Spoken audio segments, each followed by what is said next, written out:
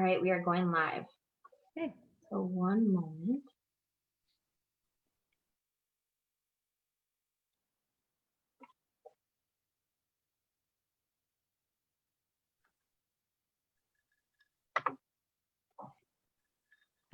All right.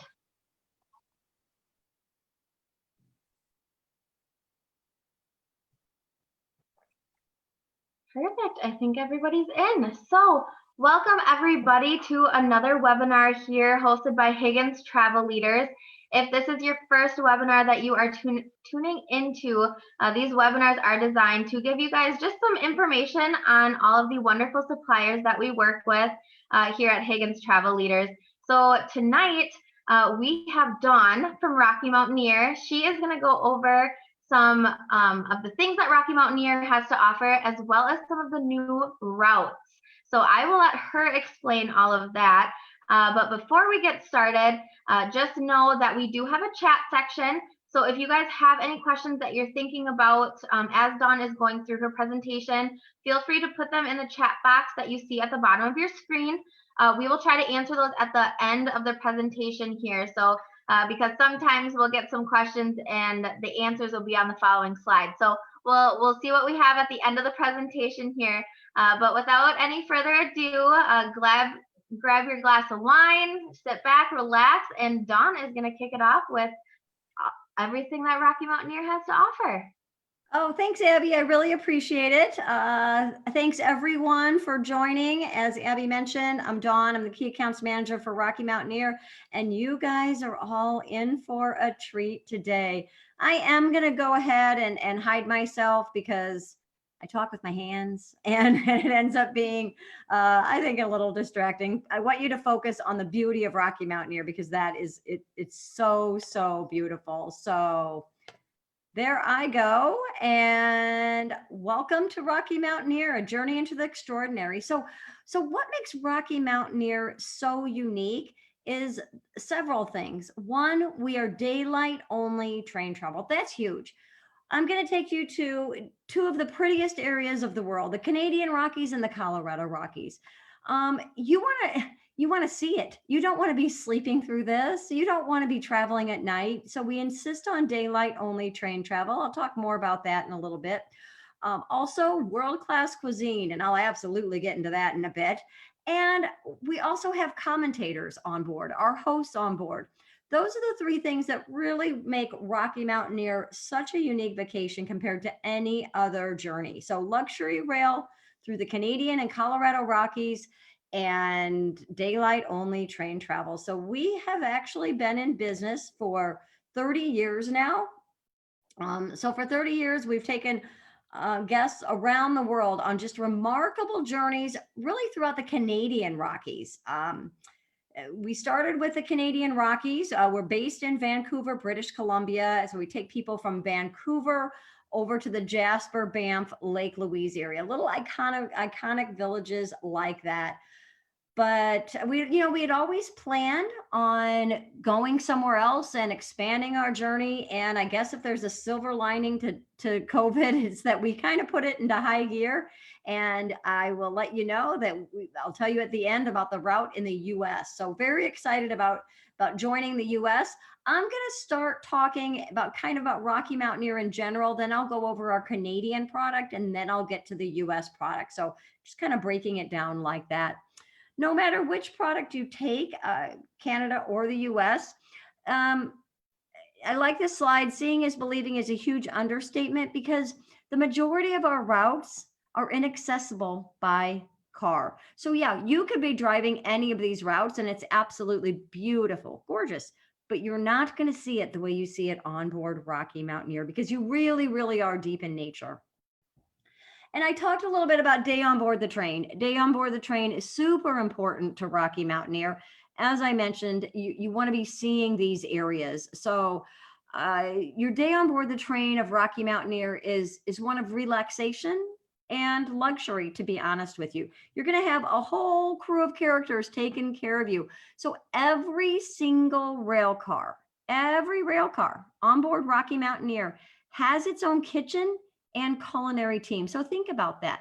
Your food is being made right in your rail car. It's not being made 8, 10 cars over and then it's cold by the time it gets to you. It's made right there in your rail car. You're also going to have hosts on board the train.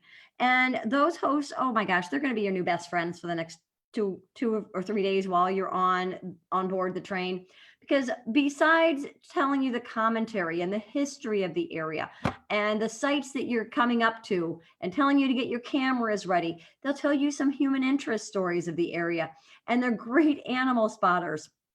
So they carry walkie talkies with them. So if anybody on the train spots an animal, it's really funny because they'll yell out, "There's a bear on the right." And then everybody screams and jumps up and runs and takes a picture of the bear. And that's where it becomes a fun social interaction for you all. Because trust me, once that first bear or bighorn sheep or bald eagle are spotted, everybody really gets into looking for them. So you're really going to enjoy our hosts on board Rocky Mountaineer. So as I mentioned, I'm going to talk about our Canadian product first. So we really just do one area of Canada, Western Canada, Vancouver over to the Jasp, Banff, Lake Louise area. So I'll talk about that. I'm going to talk about our service levels. So in Canada, we have two service levels. We have our gold and our silver leaf rail cars. So you can see the difference here. Gold is a 2-level rail car. Silverleaf is a single level rail car. So on the gold leaf, you sit up top and then you take a spiral staircase and you dine down on the main level. And you also have that outdoor viewing area. Silverleaf, everything kind of happens in that main area. So I'll talk about gold leaf first. As I mentioned, big domed windows. So the windows are about 180 degrees of panoramic views of the Canadian Rockies. So the big glass dome windows, where that Rocky Mountaineer logo is, there's a spiral staircase. And you can see how you sit on the main level and then you dine on you sit on the top level and you dine on the main level, kind of restaurant style. So tables of 4, 2 across from each other. The food on board Rocky Mountaineer is truly, truly, truly world-class cuisine. On board Gold Leaf, you get a choice of about 6 entrees, hot entrees at breakfast and lunch. So I should mention, no matter which class of service you take, gold or silver, it is all inclusive while you're on the train. What does that mean? That means your breakfast and lunch, because normally you're off the train by dinner time, your snacks and all alcoholic and non-alcoholic beverages are included on board Rocky Mountaineer. And the reason I say mainly breakfast and lunch, you're generally off the train by dinner time with that daylight only train travel we talked about. Also on Gold Leaf to the far right is that outdoor viewing area. Probably fits about 20 of us if we were to stand side by side. I've been out there times where I've been out there 20 minutes by myself. Sometimes I've been out there with 6 people, 8 people, but generally people just tend to come and go. It's a great place to take pictures. And then we have our Silverleaf as well. Great option, a domed car, but as you can see here, the dome goes up about 1/3 of the way. It's not the full 180-degree glass dome. And the difference here is you dine at your seat. So your tray table comes down, still have a kitchen on the rail car. You still have the host. It's still all inclusive while you're on the train. So you dine at your seat. Your tray table comes down. We make a big deal of it. Crystal linen china. It's still the same great food. It's just a choice of 2 entrees at breakfast and lunch. The food on board Rocky Mountaineer, I mentioned, is world-class cuisine. It really, really, truly is. We win award upon award upon award for our food. I should be showing you a picture of the beef short ribs or the shrimp risotto, but I showed my favorite picture. Obviously, I have a huge sweet tooth.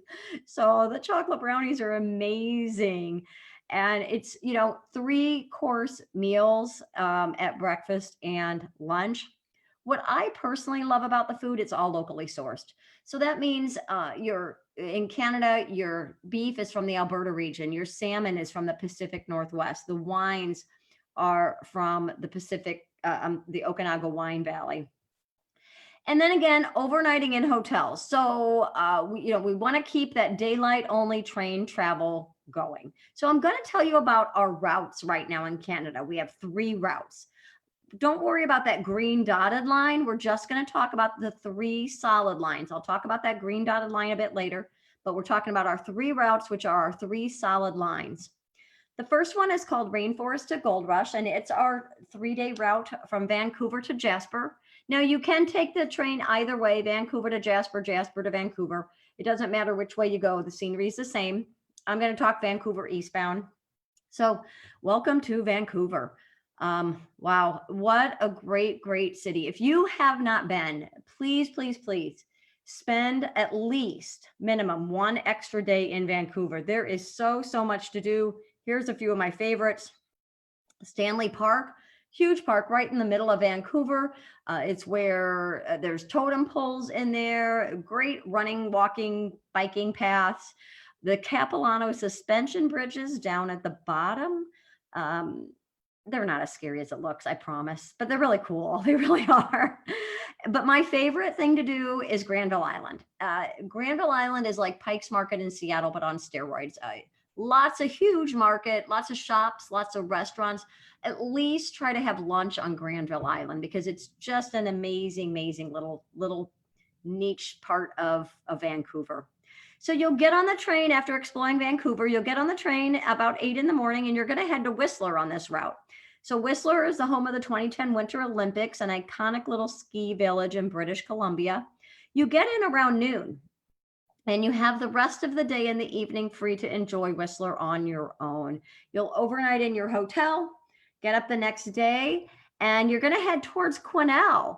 But you're going to notice a big scenery difference here because if you're into different topographies, this is a great route for you. The reason we call it Rainforest to Gold Rush, you hug the coastline of Vancouver, which is technically rainforest. Then you get to the mountains of Whistler. And when you leave Whistler, you head towards Quesnel, and man, the scenery changes. Very desert-like, a lot of canyons, a lot of desert. You would not even think you're in Canada at all. This is where the gold rush happened in Canada. Overnight in Quesnel, get up the next day and continue your journey to Jasper. This is where, to me, the beauty comes in, the real beauty of the Canadian Rockies. This is a picture of Mount Robson. It's the highest peak in the Canadian Rockies. The mountain climbers there call it the Great White Fright. You can see why. There's no way I'm climbing that thing. So real beauty. And then you end your journey in Jasper, your rail journey. Remember, I'm breaking this down for you right now. I'm just talking about the rail journeys. So that was our 3-day route to Jasper. Our 2-day route to Jasper, again, Vancouver, and then you go overnight in Kamloops. Now, people always ask me, well, why Kamloops? Why Quesnel? What's there really to do in those places? Just know these are really just overnight stops. So you can continue the daylight only train travel. On this route, if you were to keep going past Kamloops, you would really start getting into the extreme beauty of the trip and it would be getting dark. So after Kamloops, on your way to Jasper, you're going to pass sites such as Pyramid Falls. This is one of those sites that I mentioned you cannot see by car. It is inaccessible by car. You can only see it on board Rocky Mountaineer. So, I mean, can't you just picture yourself, sitting in that rail car and looking up through all these beautiful trees and mountains and seeing this gorgeous waterfall coming down over the cliffs and the rocks. I mean, it's absolutely spectacular. And then again, you would end your rail journey in Jasper. Now, Jasper actually surprised me the first time I went. It's smaller than I thought it would be. I thought it'd be a lot bigger. It's only about 4,000 people. But what I love about Jasper, it's very pristine and untouched. It just kind of has a little ruggedness about it. And it's a great, great town. I've actually literally seen 3 elk walking down the main street of Jasper. I was on a run very early in the morning. And sure enough, 3 elk just trotting down the main street like they owned it, which they did, apparently. So our 2-day route, those were our routes to Jasper, and our 2-day route to Banff is called First Passage to the West. This is a really historical route. So if you're a history buff or a train buff, this is a good route for you. So same route that we just talked about the first day, Vancouver to Kamloops. Instead of heading northeast to Jasper, you go straight east over to Lake Louise and Banff. Now, in between Kamloops and Lake Louise, are the famous spiral tunnels, an engineering marvel to this day. So back in the early 1900s, super dangerous to travel on this route. They couldn't control the speed of the train, which does make it dangerous. So they brought in engineers from Switzerland who said, "Oh, we know what we're going to do. We're going to blast through the mountains." And the Canadians thought, "Okay, crazy Swiss, right?" But sure enough, that's what they did. They literally blasted through the mountains and created what they call spiral tunnels. I always joke, we're not Disney World. They're not really spiral. They actually look like a big giant cursive L. But what they do is they control the speed of the train because the train goes up and down at varying degrees. That's as technical as I can get about it, you guys. Trust me, it's super cool and it's an engineering marvel. And we are the only passenger train to run on this route and through the spiral tunnels. You'll end your rail journey in Banff, Lake Louise area. Banff, oh, another town you have to spend at least 2 nights in. Trust me on this one. The first time I did Rocky Mountaineer, I had 1 night in Banff. You know what? The train was a little bit delayed and we got in around 8 o'clock because you're changing from Pacific time to Mountain time. So we got in around 8 o'clock Banff time and I had dinner and I had an 8 a.m. transfer to the Calgary airport the next day. Super disappointed. So I made that mistake once. I've never made it again. Banff is just a great little town. But this picture also depicts what I love about the Canadian Rockies. I mean, doesn't it look like you're going to walk down the street and you are going to run smack dab into that mountain, right? It's like that all over the Canadian Rockies. They just really surround you. They envelop you. They're just very rugged and kind of, very rugged in your face type of mountains. Love them. So those are our routes. A lot of people talk about, gosh, your train lines are only 2 and 3 days long. And in fact, inevitably at every trade show that I go to, when I went to trade shows, it seems like forever ago now, but somebody would come up to me and say, "Oh my gosh, Rocky Mountaineer, it is the best vacation I've ever taken. But I wish I would have gone both ways on the train, or I wish I would have had more time on the train." So in Canada, we do have what we call circle journeys. And that's where you can take one route over to the Canadian Rockies, spend time there, and then take another route back. So maybe you're on the train for 2 days, maybe you're off for 4 or 5 days, and then back on the train for another couple days. And again, talk to Higgins Travel about this. I'm going over a lot of information, y'all. And Higgins Travel really, they are the experts in this. So please talk to them about this. Okay, so we've talked about our class as a service. We've talked about our routes, and now we're in the Canadian Rockies, and we do offer some great packages. This is where the green dotted line comes in. There is no rail north and south from Jasper down to the Lake Louise, Banff, Calgary area. This is where we'll be doing excursions. So they're kind of half day, full day excursions. From Jasper to Lake Louise would only be 3 hours if you drove it straight through. So these are not long, lengthy trips. Majority of our travelers do them by motor coach. Okay. So like I said, half day, full day excursions that we can put together. You can also do it by self-drive. Actually, it's pretty cool. There's one road. You can't get lost. I can't even do it. My sister and I went and had a great time.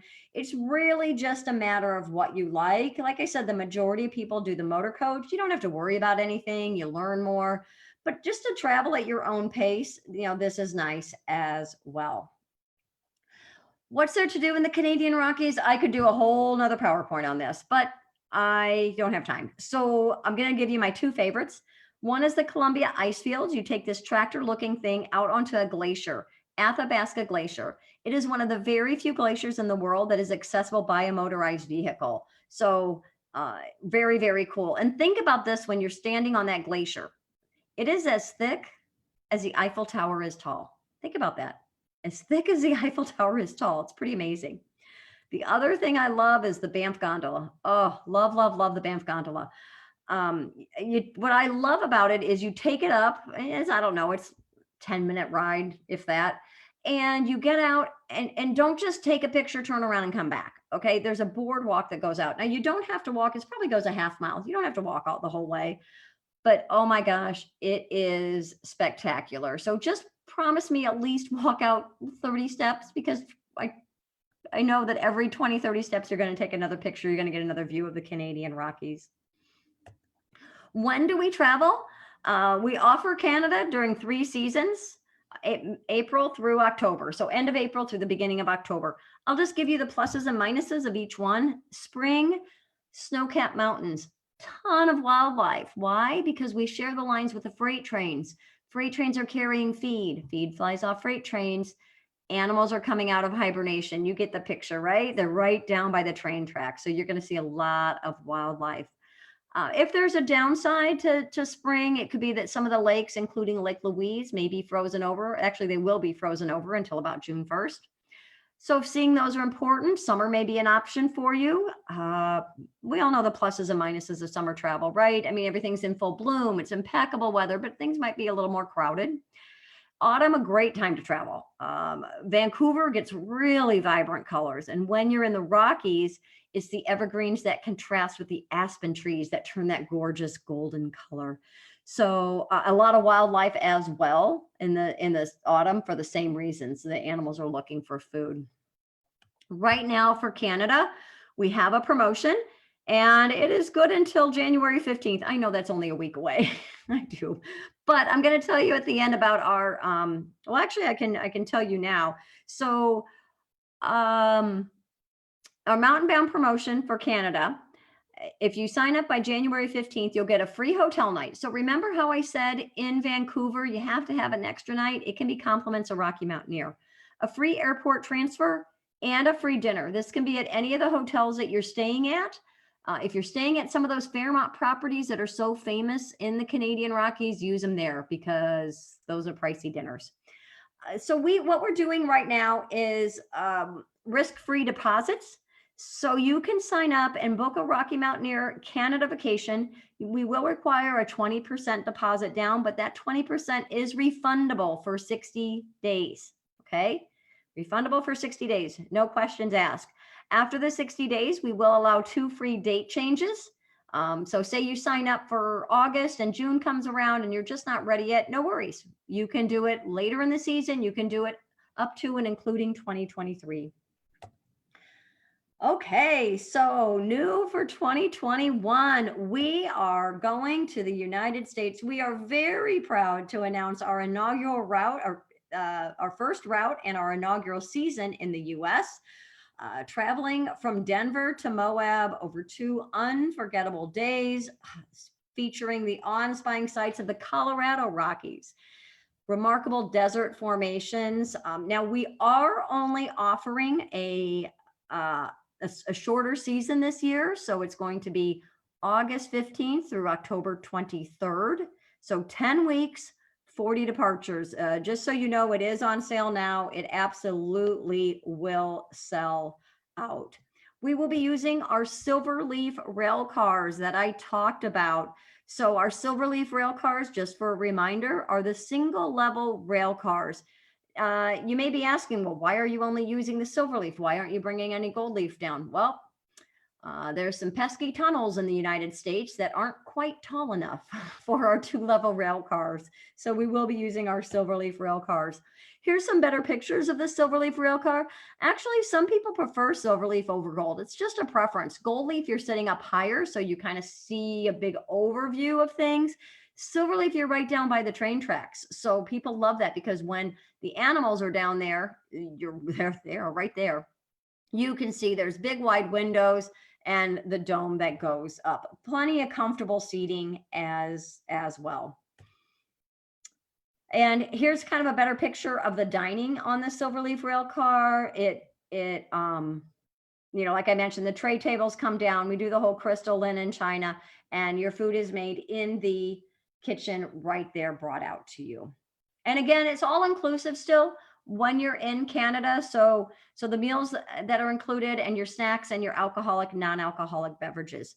Now we are offering a limited supply of Silverleaf Plus. And what's with Silverleaf Plus, you can enhance your Silverleaf experience that's already exceptional with exclusive access to our newly renovated lounge car.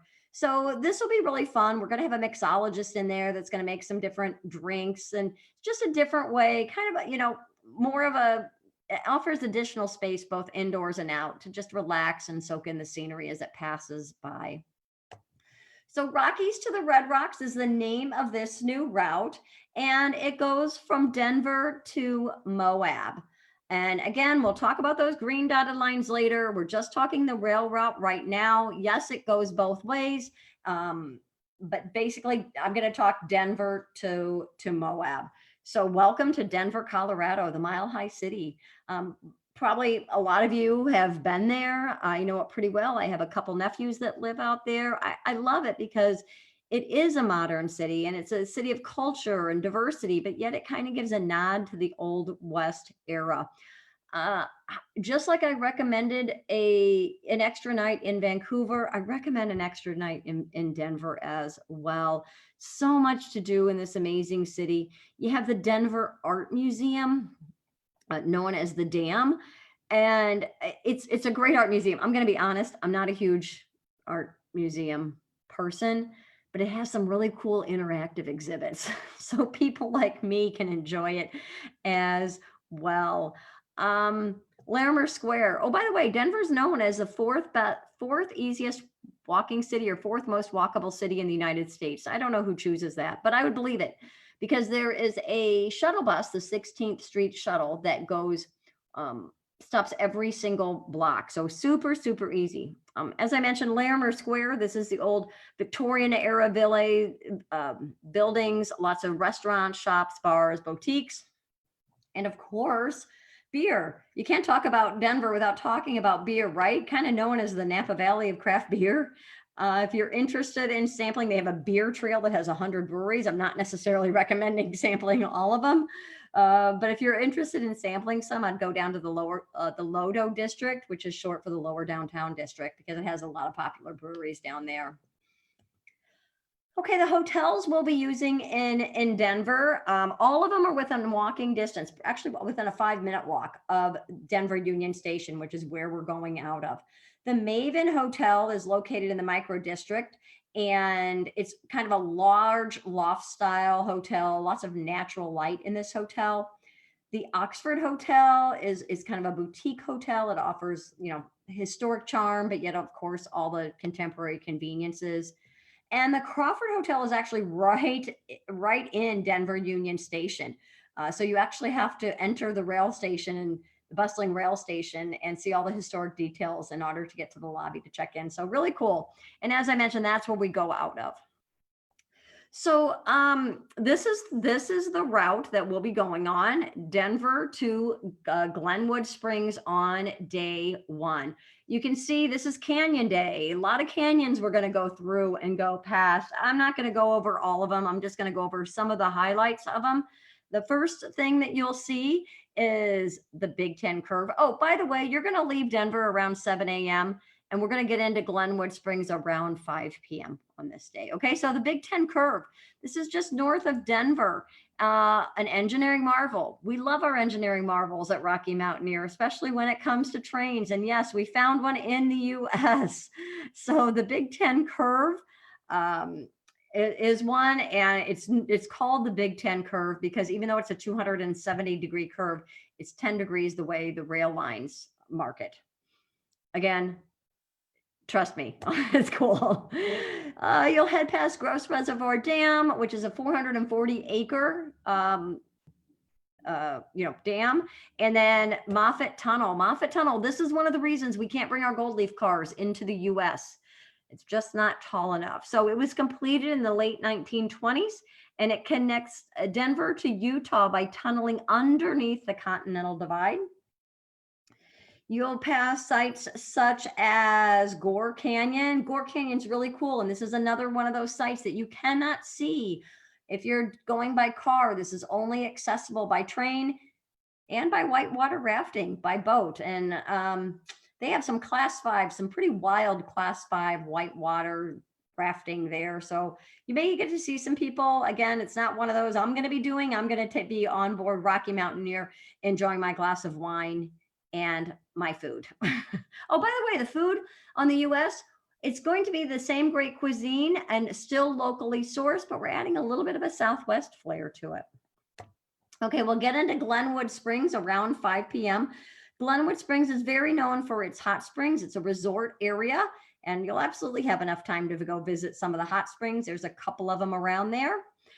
I would recommend going to 7th Street. This is where all the shops and restaurants are. And what I love about Glenwood Springs is they have like pop-up bands or music that start. People just start playing their music in the street, and pop-up markets. So it gives it kind of a 7th Street kind of has the feel of a street fair, I think, going on. And the next day, you're gonna get up and leave Glenwood Springs around 7 a.m. and you're going to get into Moab, take the 194-mile journey to Moab around noon. So this is a shorter day. It's 5 hours long. And by the way, I didn't mention the train, Rocky Mountaineer, we only go about 30 miles an hour max, 30 to 35 miles an hour max. So we're not speeding through these places, okay? This is a nice leisurely train ride through the mountains. This is the same way in Canada, same way in the US. So nice leisurely train ride through the mountains. In fact, at some of the areas, we come down to almost a dead stop to take pictures. Okay, so some of the sites you'll be seeing on this one are Parachute Creek. It's a 15-mile tributary of the Colorado River. Ruby Canyon, you can see why it's named that, right? Because of its red sandstone cliffs. This is a 25-mile canyon of the Colorado River. And this is another site that is inaccessible by train. This is more my type of whitewater rafting. You'll see not the class 5s, but you'll see some maybe float trippers on this one. The La Salle Mountains, the name actually, the peaks are about 10 miles long, but the name dates back to the Spanish times of Sierra La Salle, meaning salt mountains, and they were the prominent landmark on the old Spanish trail. You'll also see the Book Cliffs. So the Book Cliffs are actually 250 miles long, but this area, the reason it's called the Book Cliffs is because they look like books stacked on a shelf. This is Mount Garfield. Now, Mount Garfield overlooks the Grand Valley. The Grand Valley actually is rich in orchards and vineyards. So a little known fact, the winemaking industry is starting to take off in this area over about the last decade. Now, it's no Napa yet, but hey, you never know, right? In the next couple decades. And you'll end your journey in Moab. So Moab is a great little town, about 5,000 people, and it's the closest town to Arches National Park. And Arches National Park has over 2,000 natural sandstone arches. Great little town, lots of galleries, and again, shops, artisans, great restaurants. On your bottom left, that is the Needles, and the Needles is one of the sites again around that area. The partner hotels in Moab, we offer the Hoodoo, which is a Hilton property. It's one of their Curio Collection properties. We have both mountain and city views there. The Hyatt Place is a 3-story hotel sitting atop the Red Rocks, and the Hilton Homewood Suites, which is right downtown Moab. Okay, so we made our journey from Denver to Moab. And now we're going to talk about those green dotted lines again. I do want to make one comment. I mentioned it goes Denver to Moab or Moab to Denver. It's the same journey. The only difference is between Glenwood Springs and Moab. I mentioned if you're heading westbound, like we're talking now, you leave Glenwood Springs at 7, get into Moab at noon.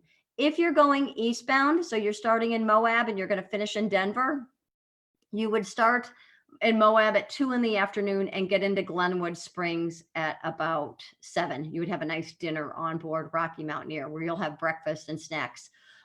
The other way, you'll have dinner and snacks and cocktails going eastbound. Okay, so that's the rail route. Now we're into where do we go? Where do we fly out of? Well, we offer 2 different options. You can go either out of Salt Lake City or out of Las Vegas. Either way, we offer as well, we offer 2 options to do that. Motor coach tour. So now when we're doing a motor coach tour, we are going to have a driver and guide with us at all times. So this is more like a guided vacation. Okay, where in Canada, they were more excursions. This is a more guided vacation. I'm going to show you a sample of one. Now, again, we have tours that go to Seattle and we have tours that go to Vegas. I picked this one because it's my favorite. So this one happens to go to Vegas. And the reason I like this, it hits all of the Mighty Five national parks. So what you'll get is 2 days on board Rocky Mountaineer, 7 nights, 8 days. We have packages that range in length from 4 days to 8 days. The hotel accommodations and all the sightseeing. So on this one, as you can see on the map, Denver, overnighting in Glenwood, 2 nights in Moab. From Moab, you'll kind of jet out to Arches, Canyonlands, Dead Horse, Monument Valley. Head down to Lake Powell. Spend the night at Lake Powell. View the Grand Canyon the next day. And it's really neat because you see the North Rim. Most people go to the South Rim, see the North Rim of the Grand Canyon. Head up to Bryce, spend the night there. You'll see Zion before ending with a night in Vegas and flying home. You can also, again, do it by self-drive, and we offer guided vacations with this. We offer 2 days, self-guided from 6 to 7 days. It'll include the hotel accommodations and a full-size rental car. This time I picked one that goes to Salt Lake, but again, you can go to Vegas as well. So in this one, you would do the Rocky Mountaineer and get off in Moab, spend 2 nights there, and then do it at your leisure. Do whatever parks you want in that area at your leisure before heading up to Salt Lake for a final night. Just like in Canada, we have Peace of Mind in the US as well. This slide is going to look really confusing, but I'll go over it with you. So with the US, you can book right now for only $25 risk-free. That $25 is refundable. However, come January 31st, we will require the 20% deposit down. So say you want to go ahead and book and take advantage, of making sure that we have the space available. You can go ahead, book. Come January 31st, we will require the 20% down. And then it's the same as we talked about in Canada, the 2 free date changes. Refundable for 60 days. After that, the 2 free date changes. So it's pretty much the same thing. It's just that the $25 will hold your space until January 31st. So please, please, please work with Higgins Travel. They are the experts. They really are. I went over a lot of stuff today. I know I probably confused some of you, and I hope not. That's what the questions will be for. But, soak it in. Talk to your Higgins Travel leaders, travel advisor, and they will be more than happy to help you. They're really the experts. They know where you want to spend the money, where you absolutely want to spend the money, and where you can save a little bit of money. So thank you so much. I really appreciate your time this evening. And any questions? Abby, do I have any questions? Hi, Dawn. That was an awesome presentation. I do not see any questions coming from Facebook or our chat here just yet. We will give people a few minutes here. Otherwise, if you guys do have any additional questions, like Dawn said, our agents are here to answer any questions that you guys have. If we don't have the answer, we can definitely reach out to people like Dawn or anybody else in the Rocky Mountaineer booking agency. We can pretty much find out anything that you need to find out. So, don't hesitate to ask anything. We will do our best to answer any question that you have. Yeah, I always do. My agents have me on speed dial. I love it. Right, and that's one of the benefits of working with us, right? So we have those speed dials and that direct access to people within these companies like Rocky Mountaineer, that we can get those questions asked and answered for you as quickly as possible. So with that, I don't know. Nobody's asking any questions, so you must have done a great job of explaining everything that people needed to know, which is always a plus. Yes. So with that, I just want to say thank you again, Dawn, for doing this presentation for us. Thank you to everybody that joined us tonight. If you missed bits and pieces of this, of course, this has been recorded. So I will upload it to our YouTube channel. It's also out on our Facebook page if you want to watch it again or at a later time. So Thank you again, and we hope to talk to you guys soon. Thanks so much, everybody. Take care. Bye-bye.